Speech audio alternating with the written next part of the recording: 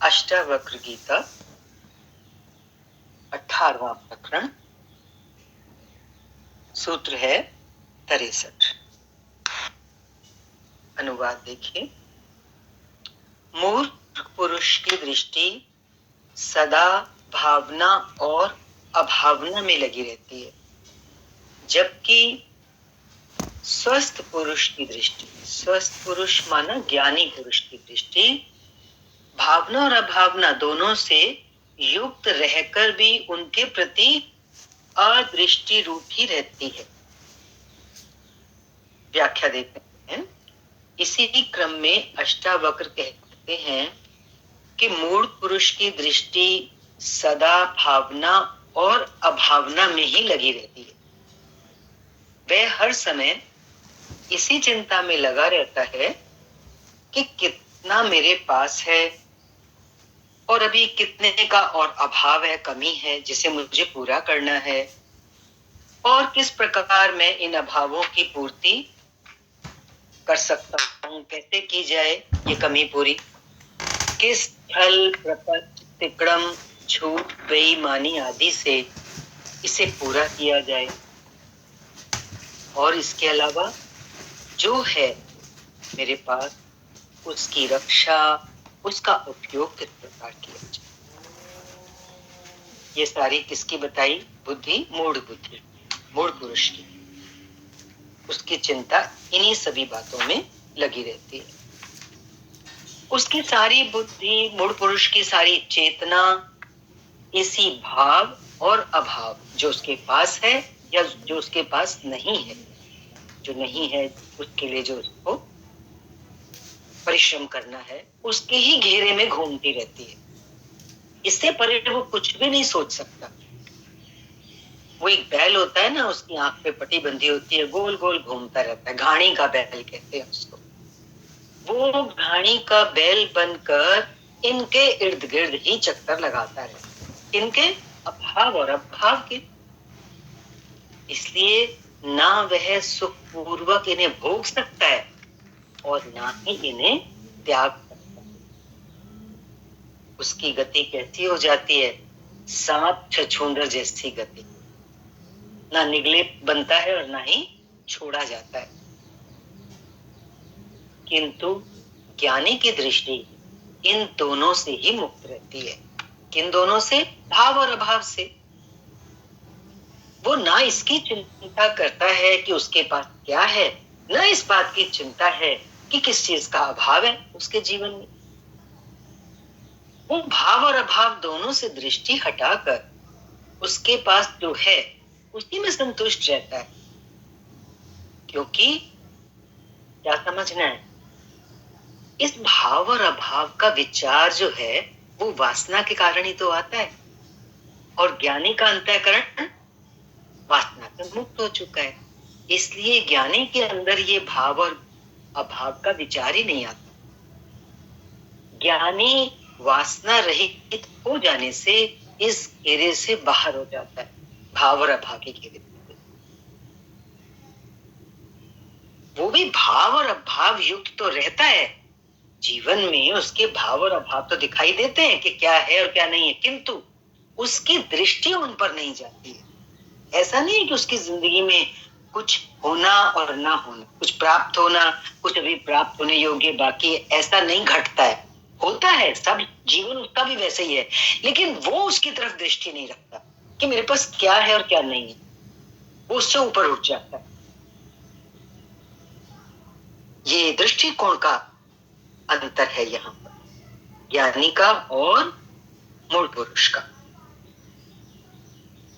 अगला सूत्र ले रहे हैं। जो मुनि बालक के समान व्यवहार करता है, और देखो मुनि माना जो मनन करता है, ज्ञान के रास्ते जो है, ऐसा मुनि कामना रहित रूप से, उसके अंदर कामनाएं नहीं है, सभी कर्मों का आरंभ करता है कामना रहित होकर के, उस शुद्ध स्वरूप को क्रियमाण कर्म भी लिप्त नहीं करते।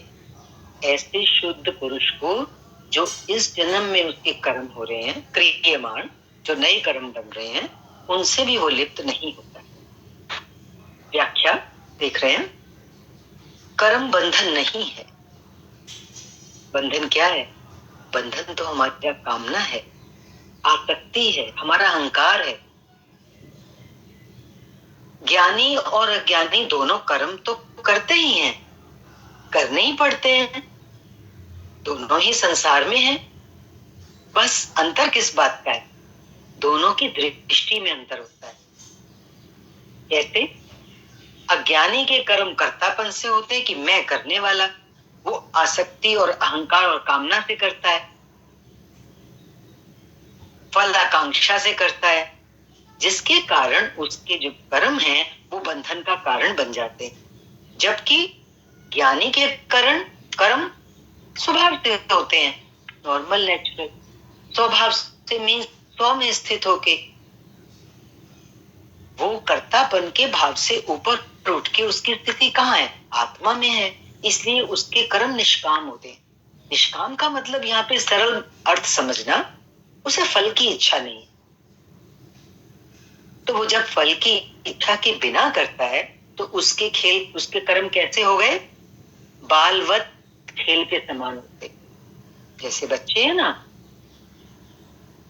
नदी के किनारे बहुत सारी रेत होती है, वो रेत का घर बनाते हैं, आपस में खेलते हैं, माँ ने आवाज लगाई, पैर मार के तोड़ के भाग जाते हैं, पीछे मुड़ के भी नहीं देखते। ऐसे कर्म ज्ञानी भी कर रहा है, लेकिन नाटकवत, खेलवत, क्योंकि उसको फल की इच्छा नहीं, इसीलिए उसके जो कर्म हैं बंधन नहीं बनते। ज्ञानी के संचित कर्म तो नष्ट हो जाते हैं। 3 तरह के कर्म हैं, याद कर लीजिए, संचित कर्म, प्रारब्ध कर्म और क्रियमाण कर्म। संचित कर्म जो हमारे इकट्ठे हो चुके हैं पिछले अनंत जन्मों से, अभी वो स्टोर में हैं। दूसरे हैं प्रारब्ध कर्म, जो उनमें से कुछ कर्म फल देने के लिए तैयार हो गए, जैसे कमान से उनका तीर निकल चुका है, वो हम तक पहुंचेगा ही पहुंचेगा, उसको तो भोगना ही भोगना है, प्रारब्ध कर्म। तो क्या बता रहे हैं? ज्ञानी के संचित कर्म तो नष्ट हो जाते हैं। कहते हैं ना, ज्ञान होने के बाद कर्म समाप्त, जल जाते हैं सारे कर्म, लेकिन उनमें से कुछ कर्म जो प्रारब्ध कर्म है, मीन्स भोगने के लिए चल पड़े, हमें भोगने ही भोगने, वो हमारी तरफ आ रहे हैं, उनसे नहीं बचा जा सकता। तो ज्ञानी प्रारब्ध कर्म को भोग लेता है और कामना रहित होकर, क्योंकि इस जन्म में कर्म करता है, इस जन्म में कर्म कैसा कर रहा है? कामना रहित होकर, तो उसके जो क्रियमाण कर्म हैं उनके प्रति क्योंकि वो लिप्त नहीं है, इसलिए वो बंधन का कारण नहीं बनते। क्योंकि कर्तापन नहीं है तो उसे इन कर्मों का फल नहीं भोगना पड़ता। तो देखो, तीनों कर्म से जो मुक्ति है वो कैसे हुई? ज्ञानी को ज्ञान होने के बाद संचित कर्म तो नष्ट हो गए, जो पूरे गोदाम में भरे पड़े थे, ऐसे समझ लो। एक तो वो होते हैं, एक इस जन्म में हम करते हैं। तो इस जन्म में जो कर रहे हैं, क्योंकि वो फल आकांक्षा के बिना कर रहा है, उन कर्मों को कर्तापन के भाव से नहीं कर रहा है, तो उनका फल तो उसको भोगना नहीं पड़ेगा। 2 से मुक्ति हुई। तीसरे हैं प्रारब्ध कर्म, जो तैयार हो गए अपना फल देने के लिए, उनको तो भोगना ही होता है। तो ज्ञानी तो उनको भोग लेता है। और प्रारब्ध कर्म में भी, जैसा कि हमेशा आता है सत्संग में, वो कैसे हो जाते हैं? छोटे हो जाते हैं। शूली पे चढ़ना हो तो कांटे जैसा चुभा के वो प्रारब्ध कर्म अपना भोग देके समाप्त हो जाते हैं। तो ये 3 तरह के कर्म आए और ज्ञानी के लिए बताया कि किस प्रकार से वो कर्मों से मुक्त हो जाता है। ज्ञानी को परम का सुख मिल जाता है। ज्ञानी परम सुख को प्राप्त है ना। देखो यहाँ क्या कह रहे हैं, ज्ञानी ने वो सुख पाया है जो परम सुख है। इसलिए जो इस संसार में कर्म करके इंसान शुद्र सुख की कामना करता है कि मुझे ये सुख मिलेगा, ये कर्म करूंगा, तो ज्ञानी तो उससे रहित है, कामना से रहित है। संसार की कामना से ज्ञानी क्योंकि रहित है, और तब क्योंकि वो जो कर्म करता है इसलिए उसको वो कर्म छूते नहीं। इस स्थिति परम सुख में है। उसके समस्त कार्य फिर कैसे होते हैं ज्ञानी के? स्वभावगत होते हैं। और बहुत सुंदर बात है, कर्म तो होते हैं पर ईश्वर इच्छा से होते हैं। उसके सामने जो आता है वो करता है, तो उसके अंदर भावना क्या होती है? ईश्वर ने मेरे सामने ये भेजा, मेरे से हो गया, बस। वो अपने को माध्यम बना देता है। तो मुक्ति कैसे है? बंधन कैसे है? स्वयं को कर्ता मानना ही तो बंधन है। ज्ञानी का इतना ही तो फर्क है, वो स्वयं को कर्ता नहीं मान रहा, वो तो ईश्वर इच्छा से कर्म कर रहा है, फल की आकांक्षा से रहित होकर कर्म कर रहा है। तो प्रियमान कर्म से भी मुक्त हो जाता है, छूट जाता है, छूटा ही रहता है। इस सूत्र में ये बताया। अगला सूत्र ले रहे हैं, वही आत्मज्ञानी धन्य है जो मन का निस्तरण कर गया है, मन से ऊपर उठ गया है, मुक्त हो गया, और जो देखता हुआ, सुनता हुआ, स्पर्श करता हुआ, सूंघता हुआ, खाता हुआ, सब भावों में एक रहता है। सब भावों में एक रहता है माना ये भिन्न भिन्न प्रकार की क्रियाएं हो भी रही हैं, लेकिन वो एक रस है। वो एक रस कौन सा है? एक है आत्मा। वो आत्मा के रस में ही डूबा हुआ है, परम सुख की स्थिति में। व्याख्या देखेंगे। आत्मज्ञान में दो ही मुख्य बाधाएं हैं, शरीर और मन। अज्ञानी की समस्त क्रियाएं इन दोनों से ही संचालित होती हैं। कर्म में प्रवृत्ति शरीर के लिए या मन के अनुरूप होती है, और ज्ञानी इन दोनों के पार एक तीसरी शक्ति को भी जान लेता है। ज्ञानी की स्थिति कहां हो गई है? शरीर और मन से ऊपर जो एक शक्ति है जो शरीर और मन को संचालित करती है। ज्ञानी क्योंकि उसको जान चुका है, उसकी स्थिति उसमें हो चुकी है, वो तीसरी शक्ति जो इन सबका साक्षी है। किन सबका? शरीर, मन, अंतःकरण, सब इंद्रियां इत्यादि सबको ले लीजिए। और वही तीसरी शक्ति तो सभी कर्मों का आधार है, और कर्मों को करने के लिए जो ऊर्जा चाहिए, एनर्जी चाहिए, उसका स्रोत तो वही है, वो तीसरी शक्ति, जिसको ज्ञानी जान लेता है, अनुभव कर लेता है उसका। वो शक्ति जो इन सबका साक्षी है, वही तो एकमात्र सत्य है, वही तो एकमात्र शाश्वत है, शाश्वत तत्व है। शरीर, मन इत्यादि तो आने जाने वाले हैं। वो जो तीसरी शक्ति है जिससे परिचय ज्ञानी का हो चुका है, वो शाश्वत है। उस ज्ञानी की स्थिति उस तीसरी शक्ति में। अष्टावक्र कहते हैं कि जो इस मन का निस्तरण कर गया, इस मन के पार चला गया, तर गया इस मन से। निस्तरण से मतलब क्या है? शरीर मन से जो तर गया, जो इस बड़ी बाधा को लांग गया है, जो इस मन को वैतरणी, जो इस मन की वैतरणी से पार हो गया, वैतरणी नदी। वो जब किसी मनुष्य का शरीर शांत हो जाता है तो वो पाठ रखवाते हैं ना, गरुड़ पुराण का पाठ, तो उसमें एक जिक्र आता है वैतरणी नदी का। तो बताते हैं कि जब मनुष्य का शरीर शांत होता है तो पत्नी घर के द्वार तक छोड़ने आती है, घर के रिश्तेदार, मित्र, बंधु बांधव सब शमशान तक जाते हैं, और उसके बाद उस जीवात्मा के साथ उसका गुरु चलता है। कहां तक? वैतरणी नदी।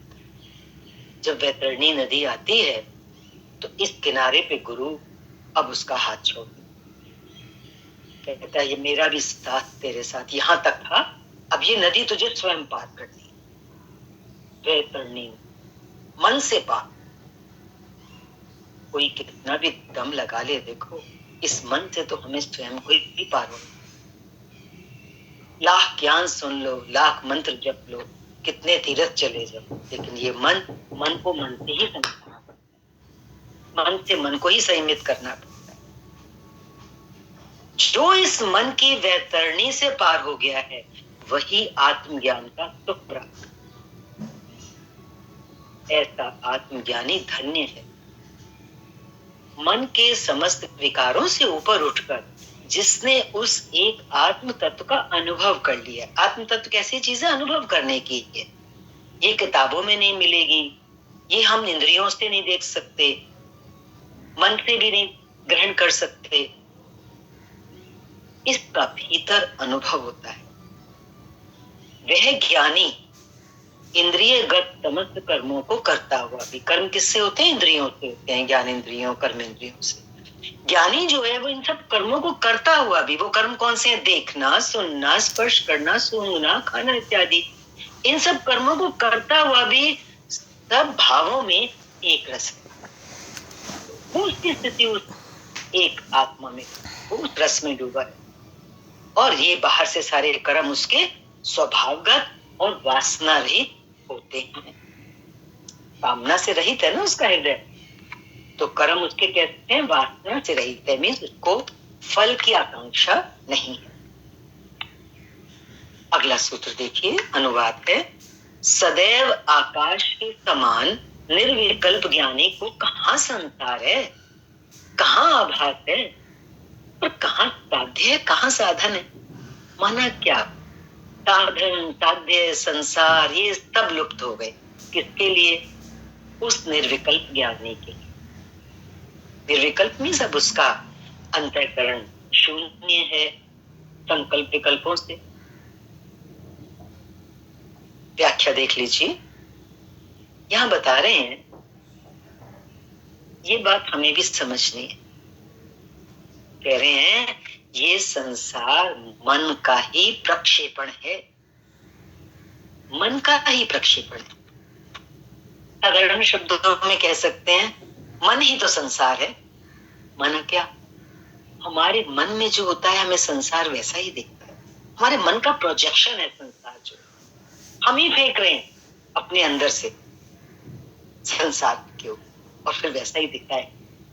जैसा मन है वैसा ही संसार दिखाई देता है।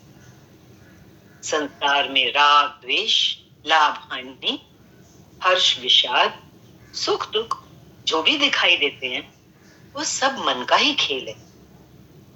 और इस मन के पार है चेतना, वो अस्तित्व, एग्जिस्टेंस, जिसको आत्मा कहते हैं, जो आधार है, जो तीसरी शक्ति बताया, जिस शक्ति से ये काम करता है हमारा आत्मा, जो मन का निस्तरण करने पर ज्ञात होती है। उस आत्मा का ज्ञान कैसे होगा? जब हम मन के पार जाएंगे। ये चेतना कैसी है? आकाश की भांति स्वच्छ, निर्मल और निर्दोष, निर्विकल्प है। किंतु वो मन रूपी विचारों के बादलों से घिरा होने के कारण दिखाई नहीं देता है। तो वो हम सबके साथ, वो आत्मा, वो चेतना जो निर्मल है, निर्विकल्प है, लेकिन वो दिखाई क्यों नहीं देती? क्योंकि उसको घेर रखा है किसने? हमारे विचारों रूपी बादलों में। कितने विचार चलते हैं आप देखो, लगातार। कहते हैं ना, लगातार थॉट्स चलते हैं। परेड है, परेड ऑफ थॉट्स है, कहीं ब्रेक ही नहीं है। जिस ज्ञानी का मन से तादात्म्य टूट गया, मन के साथ कोई लिंक नहीं रहा, उसका संसार विलुप्त हो गया। जैसे कि ऊपर कहा है कि मन ही तो संसार है। मन से तादात्म्य टूटा तो फिर संसार दिखाई नहीं देता है, और संसार दिखाई देता है तो सारे भ्रम खड़े होते हैं। मन से तादात्म्य टूटा, संसार विलुप्त हुआ, सब भ्रम भी खत्म हो गए। भ्रम ही तो सत्य को ढके हुए है। जैसे ही भ्रम मिटे तो वो व्यक्ति सत्य को उपलब्ध हो जाए, अस्तित्व को उपलब्ध, वह साक्षी और दृष्टा हो गया, और उसे वो सब मिल गया जिसे पाना था। पाने जैसी तो एक ही चीज है ना, हमारा अपना अस्तित्व, हमारी अपनी वो चेतना। ऐसे ज्ञानी के लिए ना कोई साधना रह जाती है ना साध्य। फिर किसके लिए साधना करेगा? फिर साध्य कौन सा बचा? वही, उसी का तो अनुभव करना था, जो हमारा अस्तित्व है, जो हमारी चेतना है, जो हमारे मन शरीर को चला रही है, जिसके कारण ये संसार दिख रहा है, उसको उपलब्ध हो गए, संसार लुप्त हो गया, मन के पार हो गए, तो अब तो कुछ करने जैसा बाकी रहा नहीं। फिर ना स्वर्ग है, ना मोक्ष है, ना आत्मा है, ना परमात्मा है। फिर ये सब टर्म्स खत्म हो जाती हैं। अपने स्वस्वरूप में स्थिति होने के बाद जहां पहुंचना था पहुंच गया। शूद्र छूट कर विराट हो गया।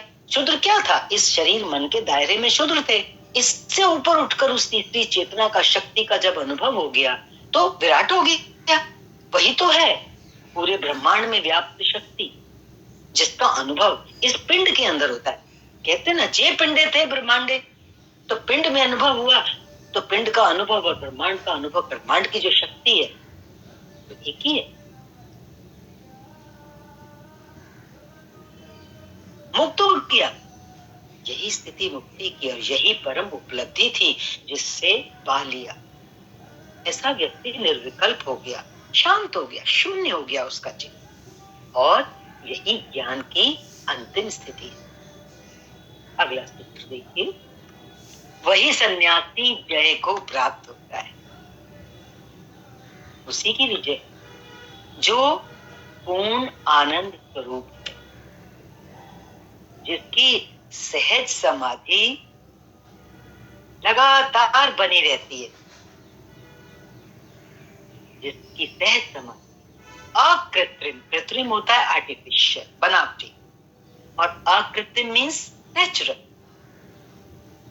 ऐसे सन्यासी की जो पूर्ण आनंद स्वरूप है वो तो समाधिस्थ है, हर पल 24 घंटे समाधि में है। उसको बन के समाधि नहीं लगानी पड़ रही। बन के आंख मूंद के समाधि में जाएगा तो कृत्रिम समाधि हो जाएगी। अकृत्रिम मीन्स सहज, स्वाभाविक, अनवच्छिन्न रूप से, मीन्स लगातार, कहीं ब्रेक नहीं है। उसकी समाधि तेल धार व्रत है।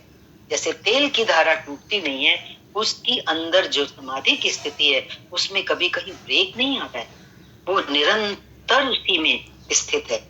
उसकी समाधि निरंतर विद्यमान रहती है। व्याख्या देख रहे हैं,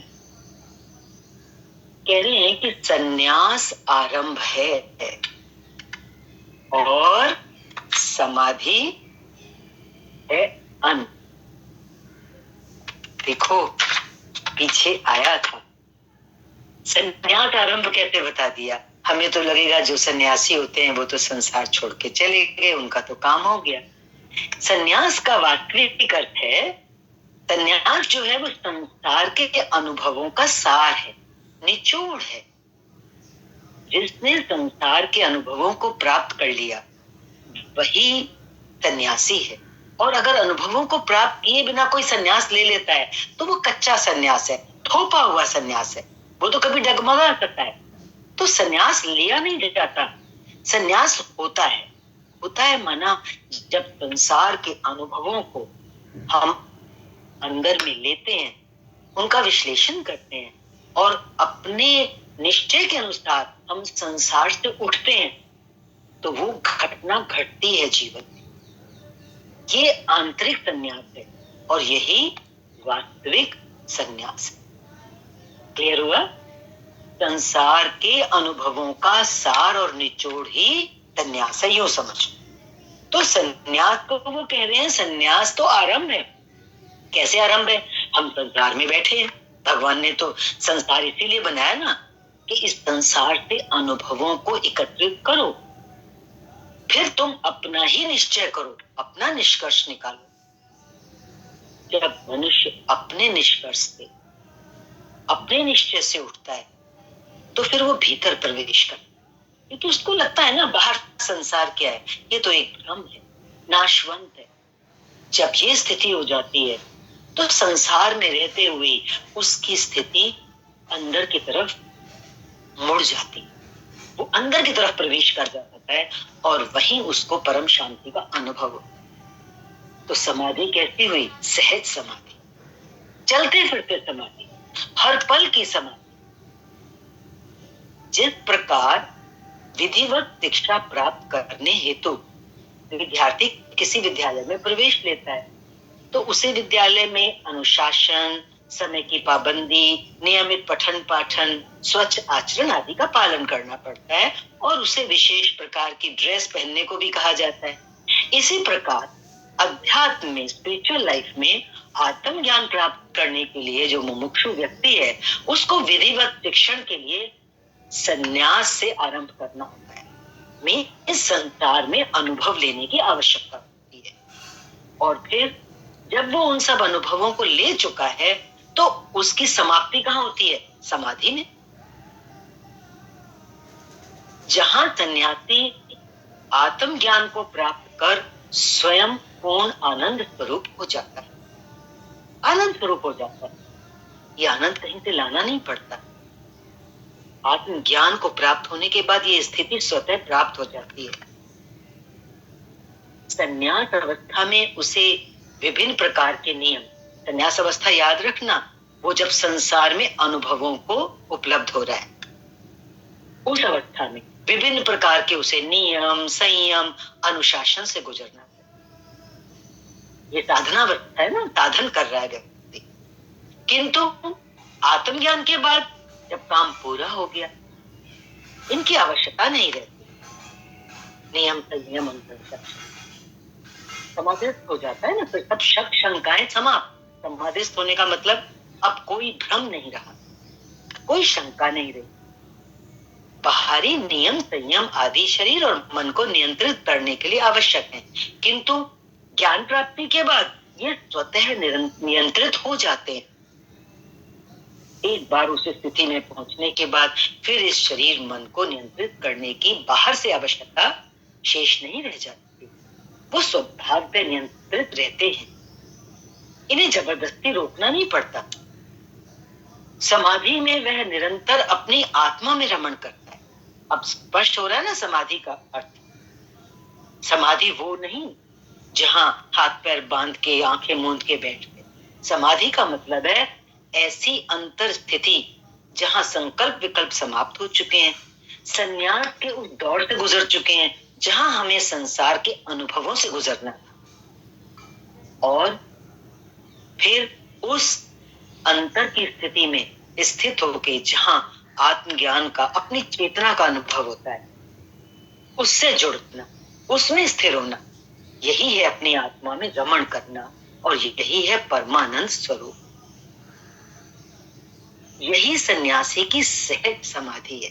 सहज समाधि, उसको कृत्रिम रूप से, बनावटी रूप से समाधि लगानी नहीं पड़ रही, वो खुद समाधि हो गया अंदर से, क्योंकि संकल्प विकल्प शांत हो चुके हैं। निर्विकल्प समाधि इसी को कहते हैं। कुछ हठ योगी सांस रोकने का अभ्यास कर लेते हैं जिससे वे जमीन के भीतर या बाहर सांस रोककर कई दिनों तक रह सकते हैं, किंतु आत्मा से उनका संबंध ना होने से ये कृत्रिम बनावटी समाधि ही है, कुछ समय के लिए।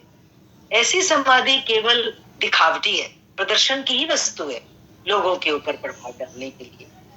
आत्मज्ञान से इसका कोई संबंध नहीं है। इसलिए अष्टावक्र कहते हैं कि जो सहज समाधि को प्राप्त कर निरंतर, लगातार, विदाउट एनी ब्रेक, पूर्ण आनंद स्वरूप आत्मा में ही रहता है, आत्मा में रमण करता है, वही सन्यासी जय को प्राप्त। ऐसे ही सन्यासी की विजय, वास्तविक विजय, और यही उसकी अंतिम उपलब्धि, यही तो पाना है सहज समाधि।